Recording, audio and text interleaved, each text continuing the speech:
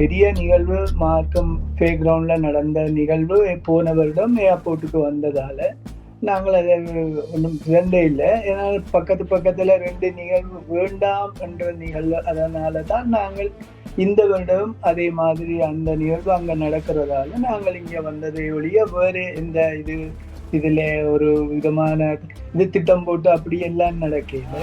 மாவீரர்கள் நினைவு போட்டிருக்கிறோம்.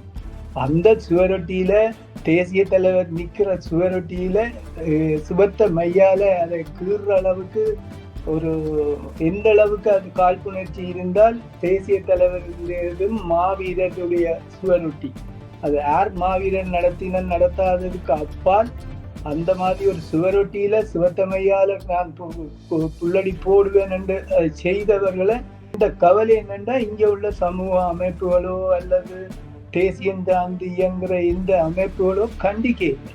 ஆனா அந்த மாவீர சுவரொட்டியில நீங்கள் இப்படி சிவத்தமை தேசிய தலைவருக்கு இந்த அனுபவத்துல 71 வயசு இப்படி ஒரு தேசிய தலைவர் இந்த சுவரொட்டியில சுபத்தமையால அடித்தது இதுவே முதல் முறை. அது கனடாவில் தனி ஒரு அமைப்புன்றதை விட மாவீரர்களுக்கு ஒரு முன்னுரிமை, மாவீரர் குடும்ப உறுப்பினர்களுக்கு ஒரு முன்னுரிமை அடிப்படையில தான் அதுக்காக எல்லாரும் பங்கு பெற்றவங்க.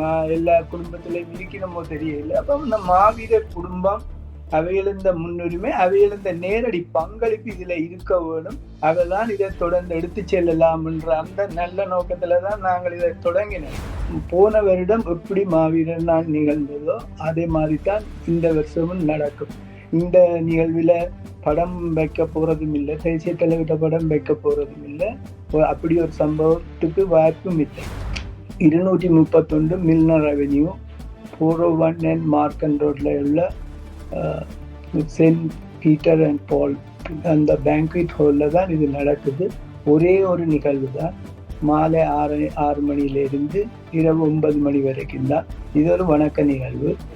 என்னென்றாலும் செய்யும்போது மாவீரர் சுவரொட்டியலுக்கு தேசிய தலைவருக்கு சிவத்தமையாலை அடிக்கிறது இதெல்லாம் மிக மிக தப்பு. தயவு செய்து இங்க உள்ள மற்ற அமைப்புகள் அதை கண்டிங்க. இந்த மாதிரி செய்யற வேலை இப்படி செய்யாதீங்க கொண்டு கேளுங்க. இதுதான் இந்த வேண்டுகோள்.